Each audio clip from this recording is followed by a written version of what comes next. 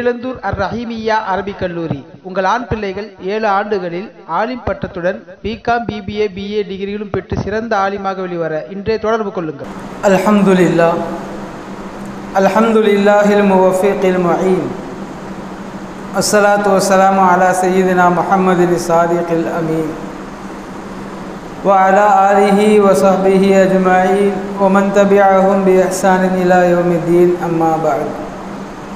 فقد قال الله تعالى في محكم تنزيله وفرقانه المجيد: فأعوذ بالله من الشيطان الرجيم. بسم الله الرحمن الرحيم. عسى أن تكرهوا شيئا وهو خير لكم وعسى أن تحبوا شيئا وهو شر لكم والله يعلم وأنتم لا تعلمون. قال نبينا محمد صلى الله عليه وسلم لبلال رضي الله عنه: أنزعت عن قلبك الرحمة أو كما قال النبي صلى الله عليه وسلم. صدق الله مولانا العظيم وصدق رسوله النبي الكريم ونحن على ذلك من الشاهدين والشاكرين والحمد لله رب العالمين. அளவற்ற அருளாளனும் நிகரற்ற அன்புடையோனுமாகிய எல்லாம் வல்ல அல்லாஹ்வின் திருப்பெயர் உச்சரித்து என் உரையை துவக்கம் செய்கிறேன். உலகில் உண்டாகும் சர்வ புகழும் அல்லாஹ் ஒருவனே சேரட்டுமாக. அவனது சாந்தியும் சமாதானமும் கருணையும் ஈடேற்றமும் அகிலத்தின் அருட்படையாய் வந்துதித்த அண்ணல் எம்பெருமான் ரசூலுல்லாஹி ஸல்லல்லாஹு அலைஹி வஸல்லம் அன்னவர்கள் மீதும், அன்னாரின் வழி நடந்த உத்தம சத்திய சஹாபாக்கள், தாபிஈன்கள், தபஉ தாபிஈன்கள், நாதாக்கள், நல்லவர்கள், அவுலியாக்கள், இமாம்கள், குறிப்பாக சிறப்பான இச்சபையில் ஒன்று சேர்ந்திருக்கக்கூடிய மேலும் வரவிருக்கக்கூடிய நம் அனைவர் மீதும் அனைவர் குடும்பத்தார் மீதும் என்றென்றும் நிறைவாக நிலவட்டுமாக. ஆமீன். அன்பிற்குரிய சகோதரர்களே, அல்லாஹ்வின் பேருபகாரம் மீண்டும் ஒரு முறை அவனது பள்ளியில் அமர்ந்து அவனை பற்றியும் அவனது தூதர் ஸல்லல்லாஹு அலைஹி வஸல்லம் அவர்களின் உத்தரவுகளை பற்றியும் பேசக்கூடிய கேட்கக்கூடிய பாக்கியத்தை அல்லாஹ் வழங்கியிருக்கிறான். பேசுகின்ற கேட்கின்ற விஷயங்களின் பிரகாரம் நமது வாழ்வை அமைத்து கொள்ள வேண்டும் என்பதை ஆரம்ப உபதேசமாக எனக்கும் உங்களுக்கும் கூறி, இந்த வார ஜும்ஆவில் நாம் கடந்த வார உலகம் நமக்கு சொல்லியிருக்கக்கூடிய முக்கியமான செய்திகளும் அதிலிருந்து நாம் பெற வேண்டிய படிப்பினைகள் குறித்தும் தெரிந்து கொள்ளவிருக்கிறோம். அன்பிற்குரியவர்களே, கடந்த வார இஸ்லாமிய உலகத்திற்கு 2 நற்செய்திகள் கிடைத்திருக்கின்றன. முதலாவது, கிட்டத்தட்ட 15 மாத காலமாக நடைபெற்று வந்த இஸ்ரேல் கஸாக்கு மத்தியிலான போர் தற்போது முடிவுக்கு வந்திருக்கிறது. வருகின்ற ஜனவரி 19 முதல் 3 மாதத்திற்காவது 2 நாடுகளும் சண்டையிட்டு கொள்ளக்கூடாது என்கிற ஒப்பந்தத்திற்கு கையெழுத்திட தயாராகி இருக்கின்றன. அதன்படி வருகின்ற ஞாயிறு முதல் அங்கே அமைதி நிலவக்கூடிய சூழல் உருவாகி இருக்கிறது. அந்த மக்கள் மகிழ்ச்சியாக அதை ஒரு பெருநாளை கொண்டாடுவது போல் கொண்டாடிய செய்திகளை பார்த்திருக்கிறோம். அல்லாஹ் அந்த பூமியில் வசிக்கக்கூடிய மக்களுக்கு, குறிப்பாக முஸ்லிம்களுக்கு நிம்மதியான வாழ்க்கையை தந்தருள்வானாக என்று இந்த நேரத்தில் நாம் அவர்களுக்காக துஆ செய்கிறோம். இரண்டாவது ஒரு செய்தி, உலகத்தை அச்சுறுத்தி வரக்கூடிய, தன்னை வல்லரசு என்று அறிவித்து கொண்டு பல நாடுகளிலும் தனது ஆக்கிரமிப்பு புத்தியை காட்டிக் கொண்டிருக்கக்கூடிய அமெரிக்காவிற்கு அல்லாஹ் ஒரு பாடத்தை புகட்டியிருக்கிறான். விரிவாக சொல்வதற்கு அவசியம் இல்லை என்று நான் கருதுகிறேன். கிட்டத்தட்ட பல ஆயிரக்கணக்கான ஏக்கர் நிலங்கள், சுமார் 8 பகுதியில் கிளம்பிய பெரும் தீ பல ஆயிரக்கணக்கான ஏக்கர்களை, பல ஆயிரம் கோடிக்கணக்கான சொத்துக்களை அழித்து இப்போவும் எரிந்து கொண்டிருப்பதை நாம் கேள்விப்பட்டு கொண்டிருக்கிறோம்.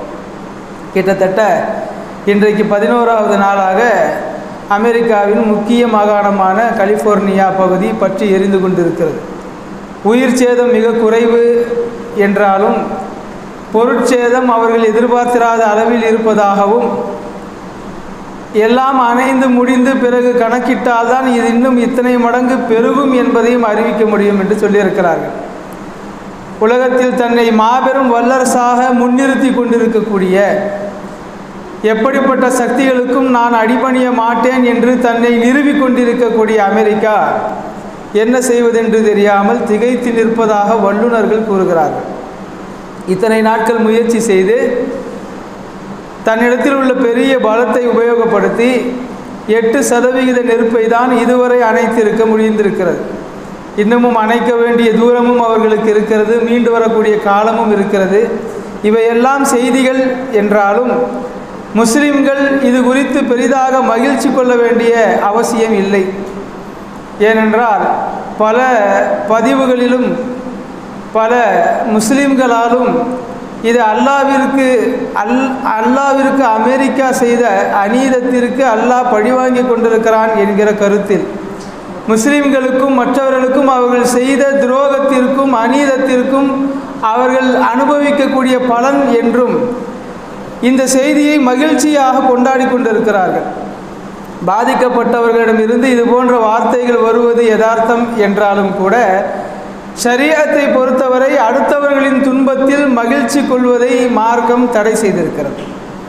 இதை நாம் எப்படி எடுத்துக்கொள்ள வேண்டும் என்றால், அவர்களுக்கு அல்லாஹ் அளித்திருக்கக்கூடிய இந்த தண்டனை என்பது நாம் பெற்றுக்கொள்ள வேண்டிய படிப்பினையாக பார்க்க வேண்டும்.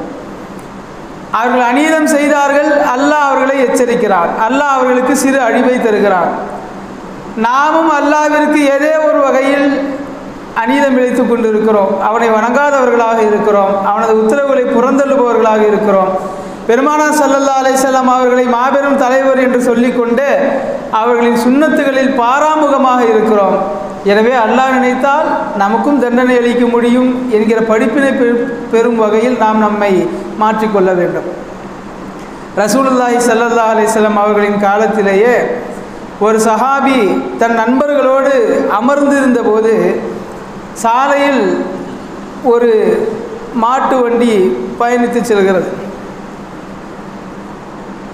அந்த மாட்டை ஓட்டிக்கொண்டு செல்பவருக்கு முரண்டு பிடித்து மாடு ஓடாமல் இருக்கக்கூடிய நேரத்தில், அடம் பிடிக்கும் நேரத்தில் அந்த வண்டியின் மீது அமர்ந்திருப்பவன் சாட்டையால் ஒரு அடி அடிக்கிறான். அது அடிக்க பயந்து கொஞ்ச தூரம் ஒழுங்காக செல்கிறது, மீண்டும் முரண்டு பிடிக்கிறது, மீண்டும் அடிக்கிறான், செல்கிறது.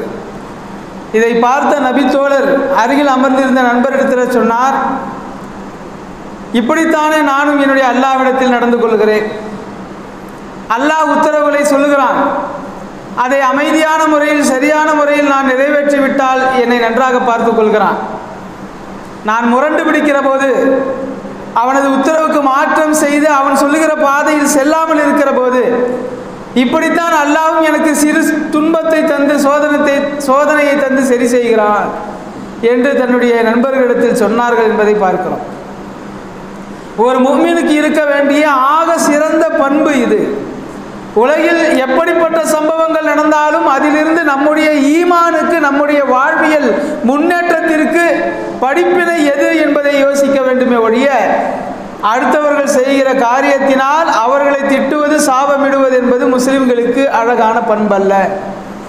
சாலையில் சென்று கொண்டிருக்கிறோம், ஒருவர் விதிமுறைகளை மீறி வாகனம் இயக்குகிறார் என்றார், ரூல்ஸை எல்லாம் மீறி இப்படி போறான் பார் என்று நாம் உடனே நினைப்போம்.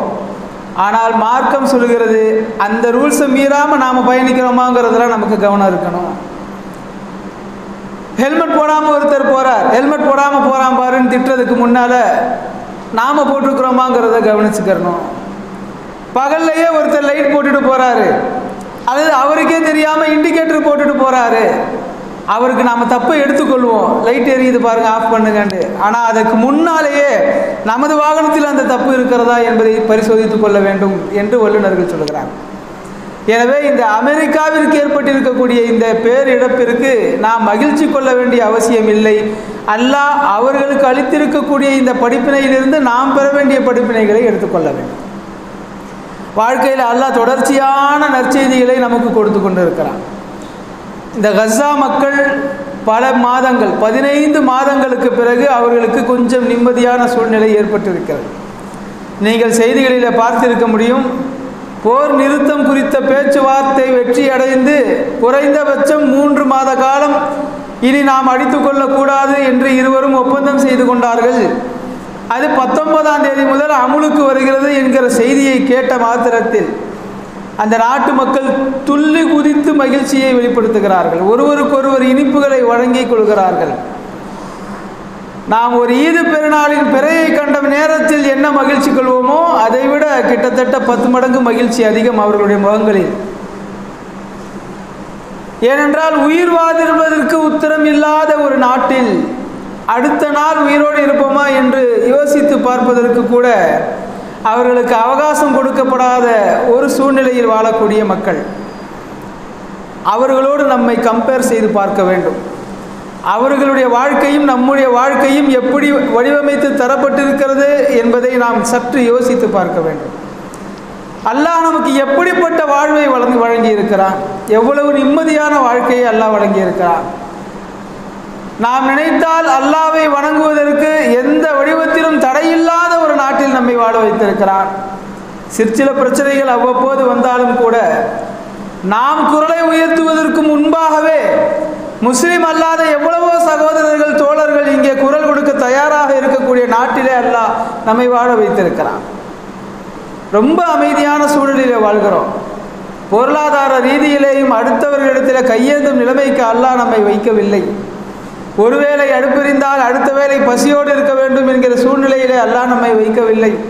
நாம் அடிக்கடி சொல்லக்கூடிய ஒன்றுதான், அடுத்த 3 மாதத்திற்கு தேவையான உணவுப் பொருட்கள் வீட்டிலே சேகரித்து வைத்துக் கொள்ளக்கூடிய அளவிற்கு அல்லாஹ் நமக்கு ரிசுக்கை விசாலமாக வழங்கியிருக்கிறான்.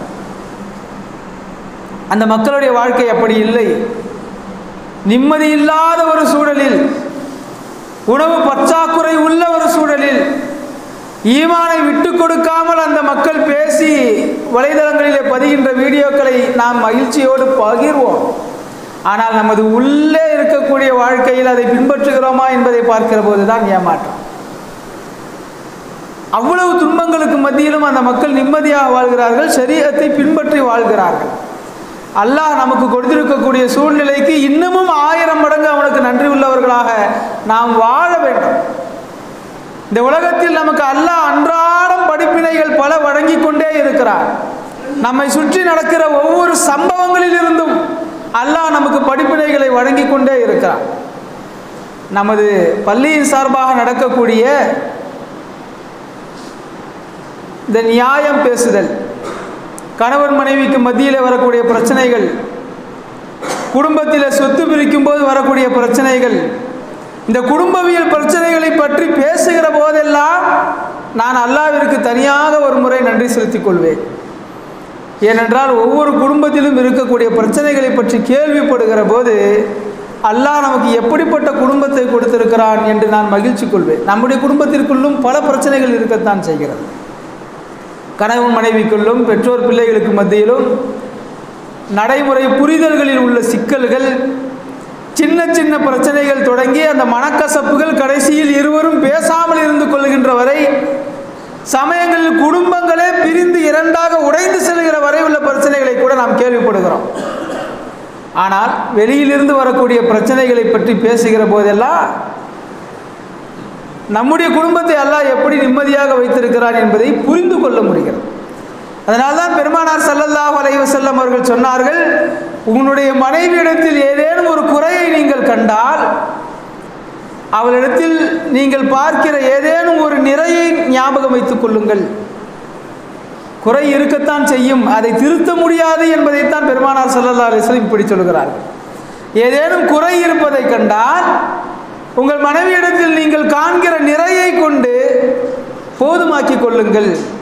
சில நேரங்களில் நமக்கு மாற்றமாக நடந்தாலும், எதிர்த்து பேசினாலும், சண்டை போட்டாலும், புரிதல் இல்லாமல் நடந்துக்கிட்டாலும், மற்ற நேரத்தில் நமது மனைவி நம்மை புரிந்து நடக்கிறாள், சொல்வதை கேட்கிறாள், அமைதியாக இருக்கிறாள். அந்த நல்ல நேரங்களை ஞாபகம் வைத்து கெட்ட நேரங்களை மறந்து விடுங்கள் என்று பெருமானார் ஸல்லல்லாஹு அலைஹி வஸல்லம் சொல்கிறார்கள். அப்படி என்றால் இந்த வாழ்க்கையில் குறைகள் இருக்கத்தான் செய்யும். குறைகளோடு நீங்கள் வாழ பழகிக் கொள்ளுங்கள். குறைகளை நீக்கிவிட்டு வாழலாம் என்றால் உங்களுடைய வாழ்க்கை துவங்காமலேயே முடிந்துவிடும். இன்றைக்கு பல இளைஞர்கள் நல்லா செட்டில் ஆனதுக்கப்புறம் திக்கா செய்யலான்னு இருக்கிற அப்படின்னு சொல்கிறாங்க. படித்து முடித்து வந்ததற்கு பிறகு திருமணத்தை பற்றி கேட்டால் வேலைக்கு சேர்ந்த பிறகு என்று சொல்கிறார்கள். வேலைக்கு சேர்ந்த பிறகு அவர்களுக்கு திருமணத்தை பற்றி கேட்டால் நல்லா செட்டில் ஆன உடனே நிக்கா பண்ணிக்கலான்னு இருக்கிறேன். இது புதுசாக உருவாகி வரக்கூடிய ஒரு ட்ரெண்டு. எப்படி செட்டில் ஆனதுக்கப்புறம் நிக்கா பண்ணிக்கிறேன், நமக்குன்னு சொந்தமாக ஒரு வீடு இருக்கணும், அல்லது குறைந்தபட்சம் எந்த கடனும் இல்லாமல் எல்லா இஎம்ஐயும் முடித்ததற்கு பிறகு, கடனே இல்லை என்கிற ஒரு நிலை வந்ததற்கு பிறகு நான் நிக்கா செய்து கொள்ளலான்னு இருக்கிறேன் அப்படின்னு சொல்கிறாங்க. ஆனால் ஷரியத்துடைய பார்வை வேறாக இருக்கிறது. திருக்குர்ஆனிலே அல்லாஹ் தஆலா சொல்லுகிறான், நீங்கள் நிக்கா செய்து கொள்ளுங்கள், நிக்கா செய்து கொள்வது மூலமாக உங்களுடைய ரிஸ்கில் விசாலம் ஏற்படும், உங்களுடைய பொருளாதாரத்தில் அபிவிருத்தி ஏற்படும். நிக்கா செய்து கொள்வது என்பது உங்கள் வறுமையை போக்குவதற்கு காரணமாக இருக்கும் என்று அல்லாஹ் சொல்லுகிறான். ஆனால் நாம் மாற்றமாக சிந்தித்து கொண்டிருக்கிறோம். நம்முடைய வாழ்க்கையில் நமக்கு இருக்கக்கூடிய பிரச்சனைகளில் ஆக பெரியது என்ன தெரியுமா? நம்மை சுற்றி நடக்கக்கூடிய சம்பவங்களை வைத்து நம்முடைய வாழ்க்கையை குறிப்பிட்ட வட்டத்திற்குள் நாம் அடைத்துக் கொள்கிறோம். நம்மை சுற்றி நடக்கக்கூடிய பிரச்சனைகளை மனதில் வைத்து வைத்து நம்முடைய முயற்சிகளை முடக்கிக் கொள்கிறோம். திருக்குர்ஆனில் அல்லாஹ்வும் ரசூலுல்லாஹி ஸல்லல்லாஹு அலைஹி வஸல்லம் அவர்களும் நமக்கு காட்டி தந்தவைதான் நம்முடைய வாழ்க்கையில் நாம் நடப்பதற்கு சரியான பாதை. இதை தவிர்த்து இன்றைய காலத்திற்கேற்றார் முறையில் நான் வாழுகிறேன் என்று ஒருவர் நினைத்தால் அது முழுவதுமாக நம்முடைய பொருளாதாரத்தில் ஏற்படக்கூடிய நஷ்டங்களின் முதல் படியாக அமையும். அன்றாட வாழ்க்கையில் நாம் காணக்கூடிய எல்லா காரியங்களிலிருந்தும் அல்லாஹ் நமக்கு படிப்பினைகளை வழங்குகிறான். ரசூலுல்லாஹி ஸல்லல்லாஹு அலைஹி வஸல்லம் அவர்கள் தொடர்ச்சியாக நமக்கு அதை வலியுறுத்துகிறார்கள். ஆனால் பொது புத்தி எப்படி இருக்கிறது என்றால், செல்வந்தனாக இருந்தால் எந்த பிரச்சனையிலிருந்தும் வெளியே வந்து விடலாம், ஏழையாக இருந்தால் எந்த பிரச்சனை அவனுக்கு வந்தாலும் சமாளிப்பது கடினம் என்று நாம் நினைத்து வைத்திருக்கிறோம். ஆனால் யதார்த்தம் என்ன? சஹாபாக்களில் செல்வந்தர்களை நீங்கள் விரல் விட்டு எண்ணிவிட முடியும். அவ்வளவு குறைவானவர்களாகத்தான் இருந்தார்கள். உஸ்மான் ரலியல்லாஹு அன்ஹு, அப்துர் ரஹ்மான் இப்னு அவுஃப் ரலியல்லாஹு அன்ஹு, இன்னும் ஒரு சிலரை நீங்கள் பட்டியல் எடுத்து விட முடியும். இவர்கள் எல்லாம் செல்வந்தர்கள். ஏழைகள் தான் லட்சக்கணக்கில் இருந்தார்கள். ஆனால் நிம்மதியை பொறுத்தவரை எல்லா சஹாபாக்களும் நிம்மதியாகத்தான் இருந்திருக்கிறார்கள். தொடர்ச்சியாக பட்டினி கிடந்த போதும் எங்களுடைய உள்ளங்கள் எல்லாம் மகிழ்ச்சியால் நிரம்பி இருந்தன என்றுதான் நபித்தோழர்கள் தங்களுடைய வாழ்க்கையை பற்றி குறிப்பிடுகிறார்கள். எந்த நேரத்திலும் உயிர் பயம் கூட இருந்தது. எதிரிகளால் தாக்குதல் நடத்தப்படலாம், திடீரென்று போருக்கு கிளம்புகள் என்று பெருமானாரிடம் இருந்து அறிவிப்பு வரலாம். இப்படிப்பட்ட பயமுள்ள சூழ்நிலை இருந்த போதிலும் கூட எங்களுடைய குடும்பத்தாரோடு இருக்க வேண்டிய மகிழ்ச்சியில் எங்களுக்கு எந்த குறைவும் இருந்ததில்லை. நாம் இந்த வாழ்க்கை வாழுகிறோம். அல்லாஹ் கொடுத்திருக்கக்கூடிய இந்த வாழ்க்கையில் ஒவ்வொரு நாளையும் புத்துணர்ச்சியோடு நாம் கழிக்க முயற்சி செய்ய வேண்டும். வாழ்க்கையில் புத்துணர்ச்சி இல்லை என்றால் வாழ்ந்து பயனில்லை. தற்கொலைக்கு முடிவெடுக்கிற எல்லோருமே கடைசியாக இழந்து போவது தங்களுடைய வாழ்க்கையில் புத்துணர்ச்சியை தான். இனி வாழ்வதற்கு ஒன்றுமே இல்லை. எந்த காரியத்தையும் செய்வதற்கு மனமே வராது. முழுக்க சோம்பேறிகளாக, பார்ப்பவர்களிடத்தில் பேசுவதற்கு கூட இன்பம் இல்லாதவர்களாக, இனி நான் வாழ்ந்து என்ன பயன் என்று ஒரு மனிதன் எப்போது முடிவெடுக்கிறான் என்றால் தன்னுடைய வாழ்க்கையில் புத்துணர்ச்சியை இழக்கிற போது. புத்துணர்ச்சியை இழந்து இந்த நிலைமைக்கு வந்து விட்டால் இனி வாழ்ந்து என்ன பயன்? வாழ பிரியம் இல்லை என்றால் அடுத்து என்ன செய்வது? இறந்து விட வேண்டியதுதான். எனவே அவன் தற்கொலைக்கு முடிவெடுக்கிறான். எனவே மருத்துவர்கள் என்ன சொல்கிறார்கள் என்றால், உங்களுடைய வாழ்க்கையில் அன்றாடம் நீங்கள் புத்துணர்ச்சியை புதுப்பித்துக் கொண்டே இருங்கள். பார்க்கிற காரியங்களில் இருந்தெல்லாம் மகிழ்ச்சியை மட்டும் எடுங்கள். பேசுபவர்களிடத்திலெல்லாம் நல்ல பேச்சுக்களை பேசுங்கள், நல்ல விஷயங்களை கேட்டுக்கொள்ளுங்கள்.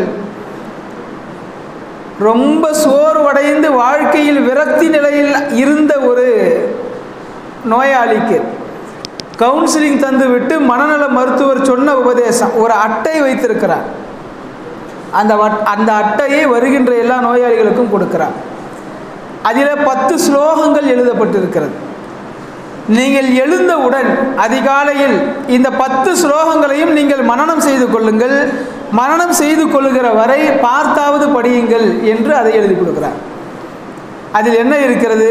நான் சுறுசுறுப்பானவன், நான் புத்திசாலித்தனம் உள்ளவன், நான் எந்த காரியத்திலும் சோடை போக மாட்டேன், நான் எந்த காரியத்தையும் துணிச்சலோடு எதிர்கொள்வேன், நான் எந்த காரியத்தில் தோல்வியுற்றாலும் துவண்டு போக மாட்டேன், தோல்விகளை எல்லாம் எனக்கு ஒரு படிக்கட்டாக நான் நினைத்து அடுத்தடுத்து நான் ஏறிக்கொண்டு செல்வேன், கடைசியில் வெற்றி அடைவேன், வெற்றி அடைந்தாலும் நான் அதை நினைத்து பெருமிதமாக நினைத்து கொண்டிருக்காமல் அடுத்தடுத்த காரியங்களில் கவனம் செலுத்துவேன். இப்படி ஒரு 10 ஸ்லோகங்கள் எழுதி கொடுத்து, நீங்கள் அதிகாலை எழுந்தவுடன் முதலில் இதை 3 தடவை படியுங்கள், மனனம் செய்து கொண்டால் 3 தடவை கண்களை மூடிக்கொண்டு உள்ளத்தை நீங்கள் உறுதியாக வைத்துக்கொண்டு இதை சொல்லிக் கொண்டிருங்கள் என்று மனநல மருத்துவர் சொல்லுகிறார். அந்த பேஷண்ட் இதை செஞ்சு பார்த்துட்டு 1 மாதம் கழித்து வந்து மருத்துவர்கிட்ட நான் இப்போ நல்லா இருக்கிறேன்னு சொல்கிறேன், எனக்கு இது பலன் அளிக்கிறது, நான் அதிகாலை எழுந்தவுடன் இதை ஒரு முறை சொல்லிக்கொள்வேன், இது எனக்கு பலன் அளித்து இப்பொழுது நான் செய்கிற காரியங்களில் எல்லாம் வெகுவாக விரைவாக என்னால் செயல்பட முடிகிறது, நான் எந்த காரியத்திலையும் சோடை போவதில்லை என்று அவர் சொல்கிறார். இதில் நமக்கு கிடைக்கிற படிப்பினை என்னவென்றால், மனிதர்கள் எழுதி கொள்ளுகிற வார்த்தைகளில் அந்த வார்த்தையை அந்த மருத்துவர் சொல்கின்ற நேரத்தில் சொல்கின்ற தடவைகள் 3 தடவைகள் சொல்ல சொன்னார், 3 தடவைகள் சொல்லுகிற போது இந்த மனிதனின் உள்ளத்தில் மாற்றம் ஏற்படும் என்றால், இறைவன் நமக்கு வழங்கி இறைவனின் தூதர் நமக்கு சொல்லித்தந்து பழக்கப்படுத்தி இந்த நேரத்தில் இத்தனை தடவை ஓதுங்கள் சொல்லுங்கள் என்று சொன்ன திருக்கலிமா முதல் சுபஹானல்லாஹ் என்கிற கடைசி நிலை தக்பீர்கள் தஸ்பீஹுகள் வரை அது நம்முடைய வாழ்க்கையில் பலன் அளிக்காதா? ஆனால் இந்த சமுதாயம் இவ்வளவு மகத்தான மாற்றங்களை தரக்கூடிய கலிமாக்கள் திக்ரு தஸ்பீஹுகளை விட்டுவிட்டு இன்றைக்கு மருத்துவர்களின் வாசலை தேடி ஓடிக்கொண்டிருக்கிறோம். பெருமானார் ஸல்லல்லாஹு அலைஹி வஸல்லம் அவர்கள் கற்றுத்தந்த திக்ருகளில் நிறைய திக்ருகள் நம்முடைய மனவளம் சார்ந்தது, நாம் துவண்டு போகாமல் இருப்பதற்காக தந்தது. நான் சொல்லுகின்றேன், உங்களுக்கு ஆச்சரியமாக கூட இருக்கலாம், ரசூலுல்லாஹி ஸல்லல்லாஹு அலைஹி வஸல்லம் அவர்கள் எல்லா நேரங்களிலும் தக்பீர் சொல்பவர்களாக இருந்திருக்கிறார்கள். குறிப்பாக ஒரு நபிமொழியிலே வருகிறது, இதா ரஅய்துமுல் ஹரீக ஃபகப்பிரு, பற்றி எரிந்து கொண்டிருப்பதை நீங்கள் பார்த்தால் அல்லாஹு அக்பர் என்று சொல்லுங்கள் என்று பெருமானார் ஸல்லல்லாஹு அலைஹி வஸல்லம் சொல்லுகிறார்கள். உங்களுடைய சக்திக்கு அப்பாற்பட்ட ஒரு செயலை நீங்கள் பார்த்தால், ஒரு பெரும் அதிசயத்தை நீங்கள் பார்த்தால் லா ஹவ்ல வலா குவத இல்லா பில்லாஹில் அலியில் அலீம் என்று சொல்லுங்கள். ஒரு பெருந்தோல்வியை நீங்கள் சந்தித்தால், எதிர்பாராத வகையில் ஒரு பெருந்துயரத்தை தரக்கூடிய செய்தியை நீங்கள் கேள்விப்பட்டால், ஒரு ஹதீஸில் இன்னா லில்லாஹி வ இன்னா இலைஹி ராஜிஊன் சொல்லுங்கள், இன்னொரு நபி மொழியில் இதே லா ஹவ்ல வலா குவத இல்லா பில்லாஹில் அலியில் அலீம் சொல்லுங்கள் என்று வருகிறது. சின்ன சின்ன திக்ருகள் தஸ்பீஹுகள் நம்முடைய வாழ்க்கையில் நமக்கு புத்துணர்ச்சியை தருகிறது, மனவளத்தை அதிகரிக்கிறது. இன்றைக்கு பற்றி எரிந்து கொண்டிருக்கக்கூடிய இந்த அமெரிக்கா இதை பற்றி மகிழ்ச்சியோடு இந்து உட்பட CNN BBC உட்பட சர்வதேச ஊடகங்களில் எழுதப்பட்ட கட்டுரைகளில் கூட இது மென்ஷன் செய்யப்படுகிறது. பல நாடுகளை துன்பத்தில் ஆழ்த்தி அமெரிக்கா இன்றைக்கு துன்பத்தில் ஆழ்ந்திருக்கிறது. பல நாடுகளை ஆக்கிரமிக்க நினைத்த அமெரிக்காவை தீ ஆக்கிரமித்து கொண்டிருக்கிறது. பல நாடுகளில் தீயை பற்ற வைத்து குளிர்காய நினைத்த அமெரிக்காவை தீயை பற்ற வைத்து காற்று ஆக்கிரமித்து கொண்டிருக்கிறது என்றெல்லாம் இதை விமர்சித்து இதை மகிழ்ச்சியாகவும் எழுதக்கூடிய ஊடக செய்திகளையும் நாம் பார்க்கிறோம். இதை குறிப்பிட்டு ஒரு முஸ்லிம் எழுத்தாளர் சொல்லுகிறார், அமெரிக்கா முஸ்லிம்களுக்கு எதிரான நாடுதான் என்றாலும் அல்லாஹ் வழங்கி இருக்கக்கூடிய இந்த அவர்களுடைய கடினமான சூழ்நிலையிலிருந்து நாம் படிப்பினை பெற்றுக்கொண்டு லா ஹவ்ல வலா குவத இல்லா பில்லாஹில் அலியில் அலீம் ஓத வேண்டும் என்று சொல்கிறார். அல்லாஹு அக்பர் சொல்ல வேண்டும் என்று சொல்கிறார். எப்போதெல்லாம் அமெரிக்காவின் இந்த செய்திகளை நீங்கள் கேள்விப்படுகிறீர்களோ அல்லாஹு அக்பர் என்று சொல்லுங்கள். ஏனென்றால் பெருமானார் ஸல்லல்லாஹு அலைஹி வஸல்லம் சொன்னார்கள், எங்கேனும் அனாவசியமாக பற்றி எறிவதை நீங்கள் கண்டால் அல்லாஹு அக்பர் சொல்லுங்கள். சரி, ஏன் சொல்கிறோங்கிறதுக்கு ஒரு காரணம்.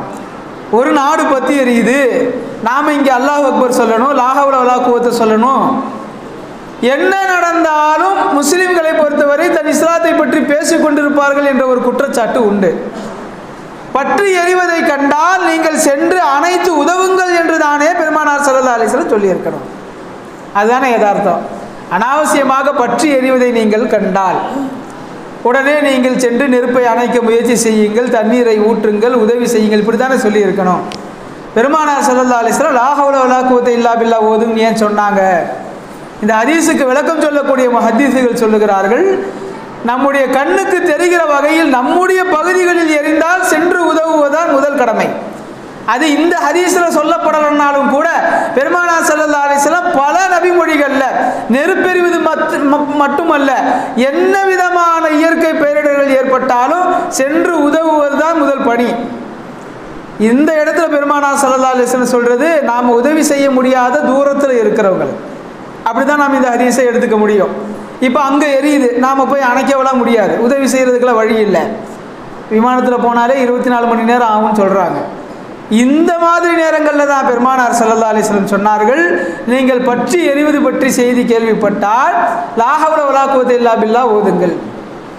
சரி, லா ஹவ்ல வலா குவத்த இல்லா பில்லாஹ் அதனுடைய அர்த்தம் என்ன? நமக்கு புரிகிற மாதிரி சுருக்கமாக சொல்கிறதா இருந்தால், நம்முடைய சக்திக்கு அப்பாற்பட்ட செய்திகள் நடக்கிற போது, ரொம்ப பெருந்துயரமான செய்திகள் வரும்போதும் இதை மாற்றக்கூடிய சூழ்நிலையை மாற்றக்கூடிய சக்தி பேராற்றல் அல்லாஹ்விற்கு தவிர வேறு யாருக்கும் இல்லை என்பதுதான் அதனுடைய பொருள். இந்த நேரத்தில் அதை ஏன் சொல்லணும்னா, அமெரிக்காவை பொறுத்தவரை புவியியல் சார்ந்து பாதுகாப்பான ஒரு நாடு. எந்த ஒரு நாடு நினைத்தாலும் உடனடியாக அவர்களை எதிர்க்கவோ அழித்து விடவோ முடியாத வகையில் பாதுகாப்பான பகுதியில் இருக்கக்கூடிய ஒரு நாடாம். அதுபோக அவர்களிடத்தில் பொருளாதாரம் நிறைந்திருக்கிறது. உலகத்தின் மாபெரும் வல்லரசாக தன்னை நிறுவி இருக்கிறார்கள். யாராக இருந்தாலும் அமெரிக்காவின் ஆதரவு இருந்தால் அவர்கள் துணிச்சலாக செயல்பட முடியும் அப்படிங்கிற சூழ்நிலை உலகத்தில் இருக்குது.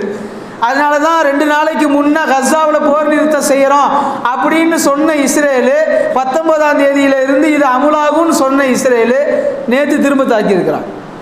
நேற்று மட்டும் 76 பேர் திரும்ப ஷஹீதாக்கப்பட்டிருக்கிறாங்க. இப்படி அமெரிக்கா எல்லா வகையிலும் பலமாக இருக்கக்கூடிய சூழ்நிலையில் எந்த சீதோஷ்ண நிலையை தனது ப்ளஸ் பாயிண்டாக இவ்வளவு காலம் அமெரிக்கா நினைத்ததோ அந்த சீதோஷ்ண நிலையை வைத்தே அல்லாஹ் அவர்களை தண்டித்து கொண்டு இருக்கிறான். அவங்கள்ட்ட இருக்கிற பெரிய ப்ளஸ்ஸே இவங்களுடைய இந்த சீதோஷ்ண சூழ்நிலை தான். புவியியல் சார்ந்து அவர்கள் இருக்கக்கூடிய பகுதி உலகத்தின் பாதுகாப்பான பகுதி என்று சொல்லப்படுகிறது. இதில் ரொம்ப ரொம்ப ஆச்சரியமான விஷயம் என்னவென்றால், எதனால் தீப்பற்றியது, எங்கு தீப்பற்றி இது தொடர்ந்து வருகிறது என்பதை அவர்களால் இதுவரை கண்டுபிடிக்க முடியவில்லை. இது எப்படி சாத்தியம் என்பதை யோசித்து கொண்டிருக்கிறார்கள். அவர்களிடத்தில் 7000க்கும் மேற்பட்ட வீரர்களை வைத்து பல ஆயிரக்கணக்கான பீரங்கிகளையும் நவீன கருவிகளையும் பயன்படுத்தி இவர்கள் அழிப்பதற்கு முயற்சி செய்து கொண்டிருக்கிறார்கள். அவங்கள்ட்ட ஒரு விமானம் இருக்கான், புரியறதுக்காக நான் சொல்கிறேன். அந்த விமானம் ஒரு குளத்திற்கு சென்றால் தண்ணீரை உறிஞ்சி, நாம் ஊசி போடுறதுக்கு மருந்து இன்சுலினில் ஏற்றுறோமே, அது மாதிரி அதுவே குளத்தில் இருக்கக்கூடிய தண்ணீரை உறிஞ்சி எங்கே நன்றாக எரிந்து கொண்டிருக்கிறதோ அங்கே சென்று தண்ணீரை ஊற்றக்கூடிய வகையில் ஆட்டோமேட்டிக் ஹெலிகாப்டர் வச்சுருக்கிறாங்க. இவ்வளோ வசதிகள் இருந்தும் 100% பற்றி இருக்கிறதுல 8% தான் அணைக்க முடிஞ்சிருக்குது. இப்போ என்ன சொல்கிறாங்கன்னா, எது உலகின் வல்லரசோ, எது என்னை எதிர்க்க ஆளே இல்லை என்று நினைத்து கொண்டிருந்ததோ அந்த நாட்டிற்கு எந்த சீதோஷ்ண நிலையை தனக்கு சாதகமானதாக நினைத்ததோ அந்த சாதகத்தை வைத்தே அல்லாஹ் அவர்களுக்கு ஒரு நஷ்டத்தை கொடுத்திருக்கிறான். எனவே முஸ்லிம்கள் நமக்கு எது பலமோ அதை நினைத்து பெருமிதப்பட்டு கொண்டே இருக்கக்கூடாது. அது அல்லாஹ்வின் சக்திக்கு உட்பட்டது என்பதை நம்ப வேண்டும். ஒருவன் மாபெரும் வீரனாக இருக்கிறான், பெரிய பலசாலியாக இருக்கிறான், அது அவனுடைய ப்ளஸ்ஸு. அவனை பார்த்தாலே யாரும் சண்டைக்கு போக மாட்டாங்க. அவன் அநீதமே செஞ்சாலும் போய் எதிர்த்து கேட்க முடியாது, ஏன்னா அவன் உடம்பு அப்படி வச்சுருக்கிறான், அடித்தானா என்ன ஆகிறது. ஆனால் நபி ஸல்லல்லாஹு அலைஹி வஸல்லம் சொல்கிறாங்க, எதை நீங்கள் உங்களுக்கு பலமானது என்று நினைக்கிறீர்களோ அதை அல்லாஹ் உங்களுக்கு எதிரானதாக மாற்றுவதற்கு சக்தி உள்ளவன். அந்த பலசாலி போய்கிட்டு இருந்தார், யாரோ ஒருத்தர்கிட்ட பேசும்போது வாக்குவாதம் ஆச்சு, அடிச்சிட்டாரு, அவர் இறந்துட்டார், தூக்கி உள்ளே வச்சுட்டாங்க. இப்போ அவருக்கு எது பலன்னு அவர் நினச்சிக்கிட்டு இருந்தாரோ அது அவருக்கு மைனஸாக மாறி போச்சு. ஒரு பெண் இருந்தால் ரொம்ப அழகானவள், அவளை பார்த்த யாருமே சொக்கி போவார்கள், ஒரு நிமிஷம் நின்று பார்த்துட்டு போவாங்க, அவ்வளோ பெரிய பேரழகி. அவளை அடைய நினைத்த யாரோ இருவர் சேர்ந்து அவளை சீரழித்து விட்டார்கள், கொன்று விட்டார்கள். அந்த பெண்ணுக்கு எது அழகு என்று நினைத்து கொண்டிருந்தாலோ அது அவளுக்கு பாதகமாக மாறும். இது மாதிரி முஸ்லிம்கள் தங்களுடைய பொருளாதாரத்தை தங்களுக்கு பலமானதாக நினைப்பார்கள். முஸ்லிம்கள் தங்களுடைய குழந்தை செல்வங்களை தங்களுக்கு பலமானதாக நினைப்பார்கள். ஆனால் அதுவே அவர்களுக்கு எதிரானதாக மாறக்கூடிய சூழ்நிலையை தரும் ஆற்றல் அல்லாஹ்விற்குரியது. எனவே தான் லா ஹவ்ல வலா குவத்த இல்லா பில்லா ஓதிக்கொண்டே இருங்கள் என்று பெருமானார் ஸல்லல்லாஹு அலைஹி வஸல்லம் முஸ்லிம்களுக்கு ரொம்ப வலியுறுத்தி கொண்டே இருந்தார். எல்லா நேரங்களிலேயும் ஓத வேண்டும். அதிலும் குறிப்பாக நீங்கள் ஏதேனும் ஒரு இடத்தில் பெருமிதப்படுத்தப்படுகிறீர்கள் என்றால், உயர்த்தப்படுகிறீர்கள் என்றால், கண்ணியப்படுத்தப்படுகிறீர்கள் என்றால் லா ஹவ்ல வலா குவத்த இல்லா பில்லாவை ஓதிக்கொண்டே இருக்க வேண்டும். பெருமானார் ஸல்லல்லாஹு அலைஹி வஸல்லம் சொன்னார்கள், உங்களுடைய உள்ளத்தில் இரக்கம் இருக்கும் காலம் வரைதான் அல்லாஹ்வின் இரக்கம் உங்களை வந்து சேர்ந்து கொண்டே இருக்க வேண்டும். எனவே அடுத்தவர்களுக்கு வருகின்ற துன்பங்களில் நீங்கள் மகிழ்ச்சி கொள்ளவே செய்யாதீர்கள். இவ்வளவு நாளும் நம்மளை அடிச்ச வந்தானே அமெரிக்கா அழியும் போது உலகத்தின் 3/4 மக்கள் மகிழ்ச்சி அடைகிறார்கள் என்று ஒரு இங்கிலீஷ் கட்டுரையில் ஒரு குறிப்பு இப்படி எழுதுறான். முஸ்லிம்கள் சந்தோஷப்பட்டா எல்லாருக்கும் தெரிஞ்ச விஷயம். அமெரிக்கா அழிகிற போது உலகின் 3/4 மக்கள் மகிழ்ச்சி கொள்ளுகிறார்கள். இது யதார்த்தமான உண்மையும் கூட. ஆனால் அப்படி மகிழ்ச்சி அடைய வேணாம் என்று பெருமானார் ஸல்லல்லாஹு அலைஹி வஸல்லம் சொல்கிறார்கள். ஹைபர் போரில் போர் முடிந்தது. இந்த தரப்பிலும் அந்த தரப்பிலும் பல பேர் ஷஹீதாக்கப்பட்டிருக்கிறார்கள், கொல்லப்பட்டிருக்கிறார்கள். ஒரு யூதர் கொல்லப்பட்டு எதிரி படையில் அந்த யூதனின் உடலை மடியில் கிடத்தி அந்த யூதனுடைய மனைவி அழுது கொண்டிருக்கிறார். பெருமானார் ஸல்லல்லாஹு அலைஹி வஸல்லம் அவர்கள் இதை பார்த்து கொண்டிருக்கிறார்கள். அந்த பெண்மணியை தாண்டி பிலால் ரலியல்லாஹு அன்ஹு அவர்கள் நடந்து பெருமானார் இடத்திலே வருகிறார்கள். அப்போ பெருமானார் ஸல்லல்லாஹு அலைஹி வஸல்லம் பிலால் ரலியல்லாஹு அன்ஹு கேட்ட வார்த்தை என்ன தெரியுமா? அன்சியாத் அன் கல்பிக ரஹ்மா யா பிலால், பிலாலே உங்களுடைய உள்ளத்திலிருந்து என்ன இரக்கம் கலட்டி எடுக்கப்பட்டு விட்டதா, பிடுங்கி எறியப்பட்டு விட்டதா அப்படின்னு கேட்டாங்க கடுமையா. பிலால் ரலியல்லாஹு அன்ஹுவுக்கு புரியல. நாயகமே, நான் என்ன செஞ்சேன்? ஒரு பெண்மணியை நீங்கள் கடந்து வர்றீங்க, அந்த பெண்மணியுடைய கணவர் கொல்லப்பட்ட நிலையில் அந்த பெண்மணியுடைய மடியில் கிடக்கிறார். அந்த அம்மா ஒப்பாரி வச்சு அழாத குறையாக அழுதுகிட்டு இருக்குது. அந்த அம்மாவுக்கு பக்கத்தில் நீங்கள் நின்று உங்களுக்கு ஏதாவது உதவி செய்யணுமாமா என்று நீங்கள் கேட்கக்கூடாதான்னு கேட்டாங்க. அந்த சம்பவம் நடந்த இடம் போர்க்களம். கொல்லப்பட்டிருப்பவர் எதிரி. எதிரிக்கு போய் என்னங்க இரக்கம் காட்டணும்? கொன்னவங்களே நாம தானே. எதிரிக்கு ஏன் இரக்கம் காட்ட வேண்டும்? போர்க்களம் என்பது இரு சித்தாந்தங்களை தாங்கி நிற்கக்கூடிய வீரர்களுக்கானது. அந்த வீரர்களுடைய பெண்கள் அழுகிற போது அவர்களுக்கு உதவி செய்ய வேண்டிய கடமை முஸ்லிமுக்கு இருக்கிறது என்பதை பெருமானார் ஸல்லல்லாஹு அலைஹி வஸல்லம் இந்த இடத்தில் சொல்லுகிறார். அப்படிப்பட்ட மார்க்கம் இது. எப்போது வரை அடுத்தவர்களிடத்தில் இரக்க குணத்தோடு நடந்து கொள்கிறோமோ அப்போது வரை அல்லாஹ் நம்மிடத்தில் இரக்க குணத்தோடு நடந்து கொள்வான். எப்போது வரை அடுத்தவர்களுக்கு உதவ வேண்டும் என்று நினைக்கிறோமோ அப்போது வரை அல்லாஹ் நமக்கு உதவி கொண்டே இருப்பான். எப்போது வரை அடுத்தவர்களின் குறைகளை மறைக்க வேண்டும் என்று நினைக்கிறோமோ அப்போது வரை நம்முடைய குறைகளை அல்லாஹ் மறைத்து கொண்டே இருப்பார்.